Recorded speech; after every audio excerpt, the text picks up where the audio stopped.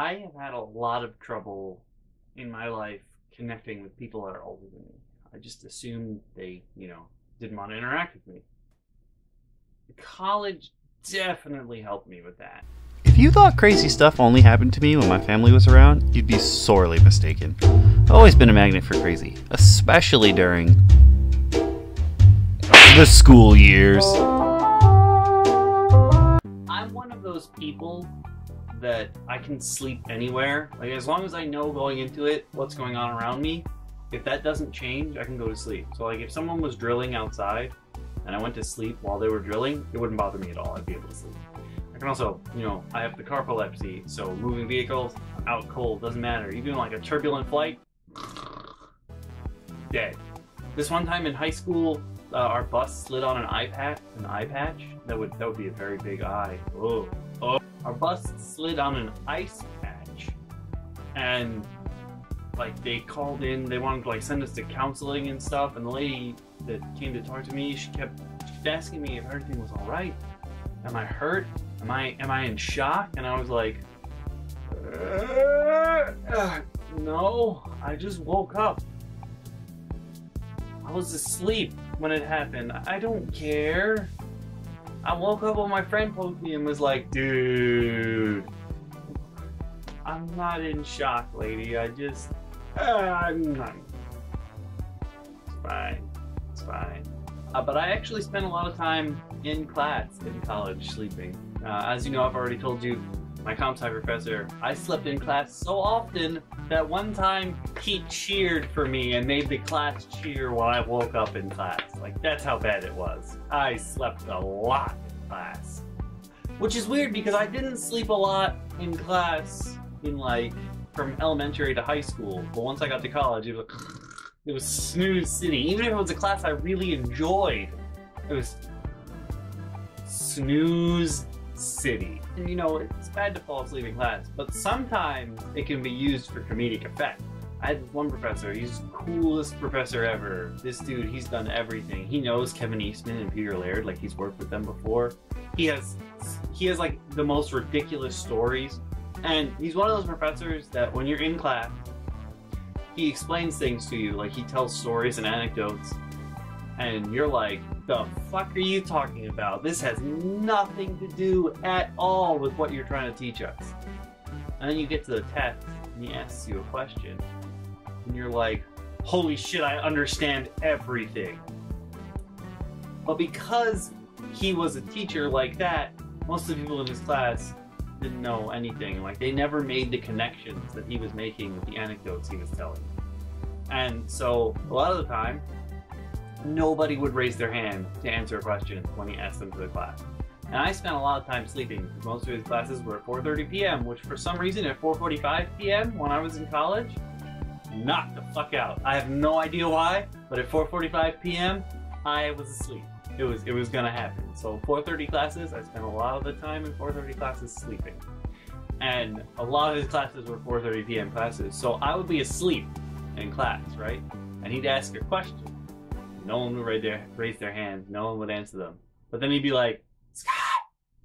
And I'd be like, and I'd answer the question.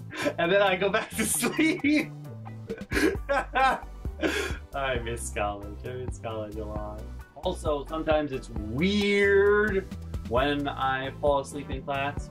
So I had this one class, we were learning about, it was called Culture of the Floating World. And had one of the coolest professors ever, who I'm probably going to tell you about a little bit later on in this episode as well, more in detail, because he's really cool, but he is like the flakiest man on the planet. But anyway, we were in this class, Culture of the Floating World, like a Japanese course about culture and history, and during the floating world, it was like before Meiji Revolution, that kind of time. Woodblock prints and stuff, that time period. And this one time, I had a whole bunch of my friends were in this class too, and I was like, guys, I want to be awake for this lesson. I'm pretty sure it was also a 4:30 class. I want to be awake for this lesson. If I fall asleep, just like nudge me or something, wake me up, okay? And at the end of class, people are getting up to leave, and I wake up. And And I'm like, shit, I slept through class again. And I like punch one of my friends in the shoulder. I'm like, hey, why didn't you wake me up, man? And my friend, he goes, wake you up? What do you mean? You've been staring at the board the entire lesson. And I was like, bruh, I can sleep with my eyes open. Remember when I changed my major? I started in computer science, so I had to take a whole bunch of math classes. You know who else didn't like Calc 1? The first time I took it? Actually, no, I think that was the second time. You know who else didn't like it? No one. One of the teachers we had, not all professors are good, I assure you. If you're not in college yet and you haven't learned this firsthand, not all professors are good. Our one of the calc professors at school, she was the wife of, I believe, one of the other calc professors.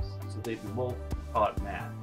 But she was so bad and so unsure of herself that like every calculation she did on the board was wrong. And we had a study session before I think before the midterm one of the times, and I go into it, and there's quite a few people in the desks, sitting at the desks in the room. There was quite a few people there for the review session, and like every question she did on the board, she got wrong. And like 5-10 minutes into the review session, every time she answered a question, the class would get quiet. And then we'd turn and look at the 2 Chinese kids in the class who had already finished, like they had done like Calc 4 at home, and then they came here and they had to take Calc 1 again for some stupid reason. So every time Professor did a question on the board and got it fucking wrong, we started to lose faith in her. And it became, she would start doing a question, and then the class would turn to look at the Chinese kids and be like, is it right? To the point where the professor also started to look at the kids like, is it right? Am I right? Like, you shouldn't be a professor if you have to do that. If you're doing that, you shouldn't be a professor. I have something to confess. I once killed a professor. So yeah, I had to, in college, in almost every college everywhere, you have to take general ed courses in the US, which is so stupid. They make you take courses that they think will help round you out, but really it's just an excuse to have you take more classes while you're there. Because they want your money. Let's be honest. They want your money so they can, you know, trap you in the system and all that. But you have to take general ed, and a lot of the general ed at New Paltz, like the courses will be, a lot of the general ed courses at New Paltz are in the Black Studies department, and there's a lot of people that need to take them, so you often have to like go in and have a discussion with an advisor or someone or another professor in the program and be like, I really need this class, can I take it? I had a lot of people enrolled and blah blah blah. So I went in and I talked to the head of Black Studies one semester because I really needed a class, and I really needed that class. I was almost ready to graduate, and I was like, no, I need this class. I need to be able to finish this G. And I wanted to talk to her, and she just looked so sick. And like she was coughing, and it sounded terrible. And I was like, oh, I don't know. And I came back from the meeting, went to talk to my sweet mates, and I was like, guys, I'm pretty sure the head of Black Studies is like on her deathbed. I'm pretty sure she's just about to die. And we had a break like 2 weeks later or something, and I go home and I get an email and it's like, head of Black Studies died. And I'm like, I killed her. That was me. I killed her. I said she was gonna die, and then bam, she died. What power? What power I have.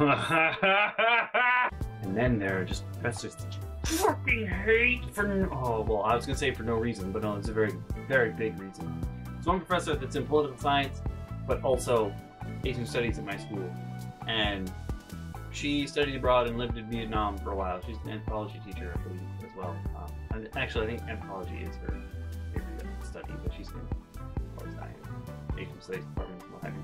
But she worked and lived abroad in Vietnam for the longest time, and she is, you know how like sometimes like you meet a weeaboo every once in a while and they're so fucking obsessed with anime and Japanese otaku culture that everything you say or do somehow relates to that culture, and they have to bring it up like every second and you just want to punch them in the face. Well, this lady was like that, but not for anime and video games. She was like that with Vietnam. And she pretty much started everything she ever said with, "And in Vietnam?" So, you know, she'd be walking around the classroom, we'd come in morning class, she'd be like, "Look at the sun out today. And in Vietnam, the sun also shine." You'd be like, "Fuck? I love tea here, but..." And in Vietnam, my tea was a little bit better. I had different ingredients in it. Oh, what's a... I like your sneakers. And in Vietnam? Oh, that's a nice bag you got there. And in Vietnam? What'd you eat for dinner last night? And in Vietnam? And just shut the fuck up! Like, I took a class with her. I took anthropology of tourism.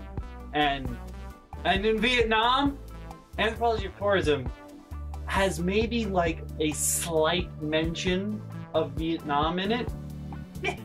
Maybe like one line in any of the books or writing we did, or we read, not did, we read. Maybe Vietnam was mentioned 5 times over the course of the semester. But literally anything and everything had to somehow relate to Vietnam. And it's cool that you love the culture.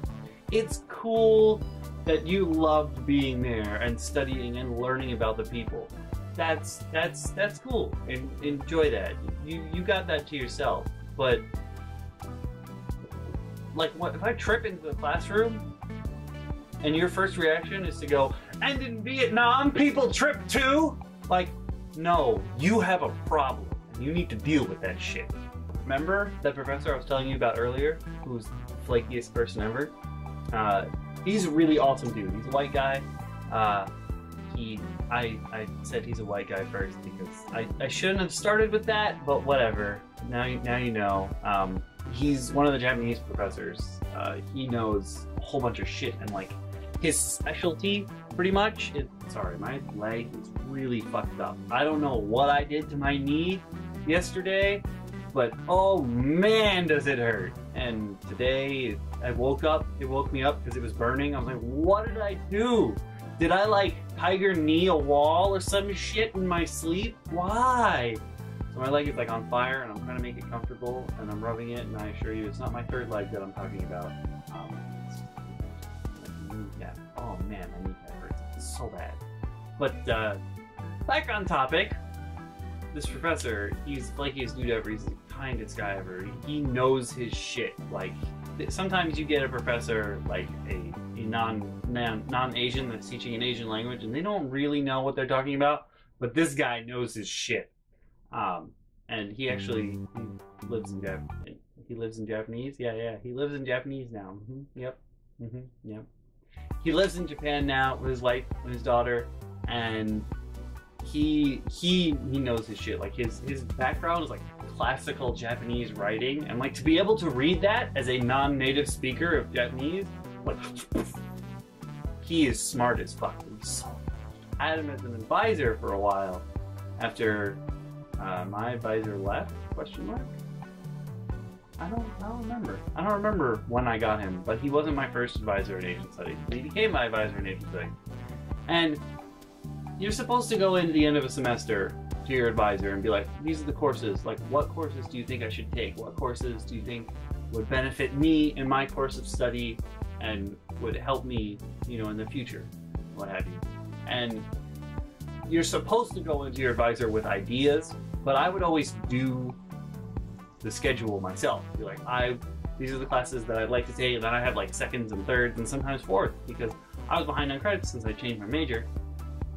And that made me sign up for classes later than everyone else, and I pretty much never got the classes that I actually wanted, if they were GE or anything, and so annoying. But I went in one semester with the list, and the second choices and the third choices, and sometimes fourth choices.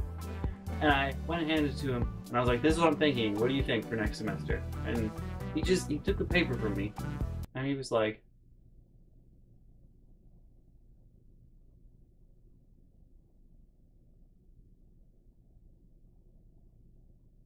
you actually did what you were supposed to? Now, he didn't say it in those words, but that's exactly what he meant. Coming from this guy who's super flaky, it was kind of an adorable reaction. Now, when I say, like, he's the nicest guy ever. In addition to being flaky, he's like forgetful, and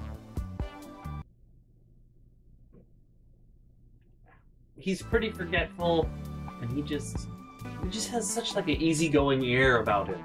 Nothing really gets to him.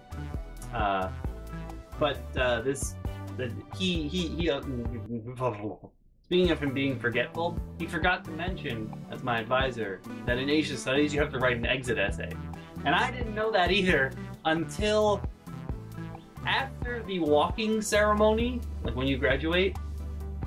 There's like a little ceremony in the morning, and then you have a couple hours before you actually have to go get your diploma, because it's not actually your diploma, it's just a little sheet that's like, haha, good job! I learned during that morning meeting that we were supposed to write an exit essay he forgot to tell me about, so I spent that little gap of time in between the morning ceremony and the actual walking writing my exit essay. And I feel like as an advisor, that's something you shouldn't forget to tell your students. Now, he also did not come to class that often. Like, he was one of the people that he would miss class a lot. Like, you get a lot of emails during the semester of him not being able to come in. And my favorite one by far, I wish I could still get into my MP mail. I wish I could still get into it just to read this email to you. But one time, he canceled class because he couldn't find his shampoo. I'm not shitting you. Professor sent an email to the class that said, hey guys, I'm sorry, there's no class. Class is canceled today because I can't find my shampoo. I'm sorry. What? I could see if it was like, oh yeah, I can't,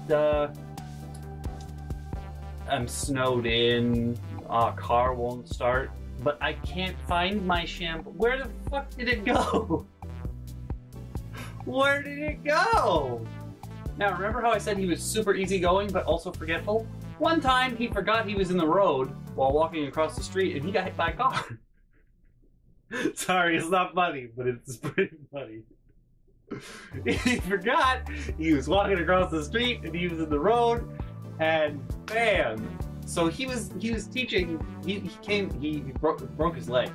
He had a cast on and he was in a wheelchair for like 2-3 months, and like I too have forgotten I've been on the road, but that's when I've been in a car. I've never forgotten I was on the road when I was just walking across the road, because that's some dangerous shit, yo. That's some dangerous shit. Hey there, guys and gals. I hope you're enjoying Season 2 of On Fairy Tales, The School Years. As always, you can click the link on the left to see the previous episode, or you can click the link on the right to see the playlist where you can see all the episodes so far. If you thought that puh was the only problems I had with women while at school, oh, do I got some stories for you! Whoa, what's love got to do with it? Psh. Who needs a heart when a heart can be broke?